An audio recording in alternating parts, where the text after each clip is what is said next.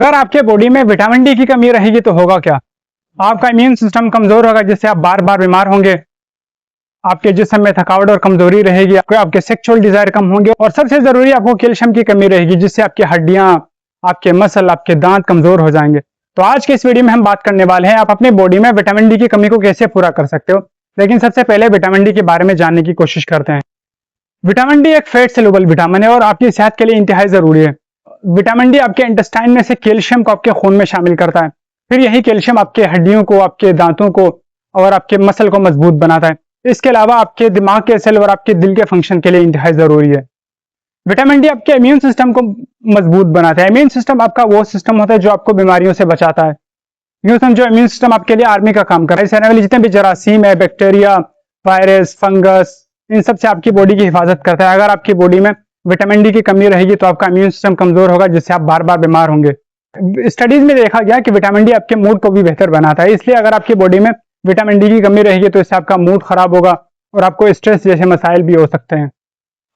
Vitamin D और calcium pregnancy के दौरान बच्चे की ग्रोथ और मां की सेहत के लिए इंतहाई जरूरी होते हैं। इसलिए अगर प्रेगनेंसी के दौरान विटामिन डी की कमी रहेगी तो इससे आपके बच्चे की पैदाइश कम वजन के साथ हो सकती है और मां को हाई ब्लड प्रेशर जैसे मसाइल भी हो सकते हैं। विटामिन डी आपकी सेक्सुअल हेल्थ के लिए भी जरूरी होता है। विटामिन डी आपके टेस्टोस्टेरोन के प्रोडक्शन में हेल्प करता है।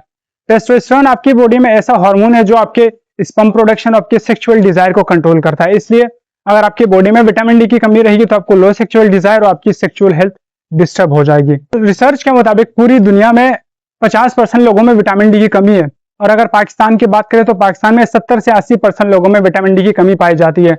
लेकिन विटामिन डी की कमी को आप बहुत आसानी से पूरा कर सकते हो। आपको सिर्फ बस 3 स्टेप फॉलो करने हैं। नंबर 1 पे है सन एक्सपोजर। सन एक्सपोजर का मतलब धूप में बैठना। सूरज विटामिन डी का सबसे बड़ा और मेन सोर्स है। अगर आप रोजाना 15 से 20 मिनट धूप में बैठेंगे तो होगा क्या?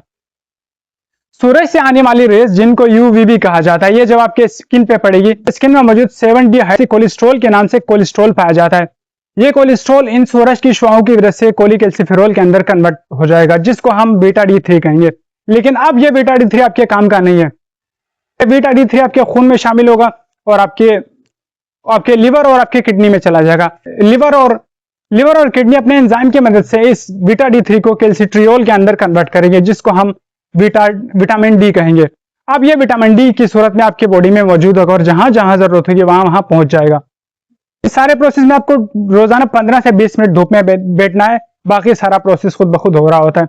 सर्दी में आप डेली 15 से 20 मिनट आराम से बैठ सकते हैं और गर्मी में आपके लिए हफ्ते में 3 से 4 दिन काफी रहेंगे। नंबर 2 पे है डाइट।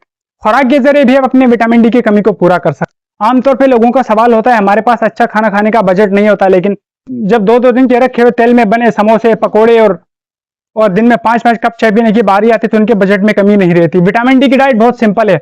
आप अंडे खा सकते हो, आप दही खा सकते हो, आप दूध पी सकते हो और हफ्ते में 2 से 3 मछली खा सकते हो।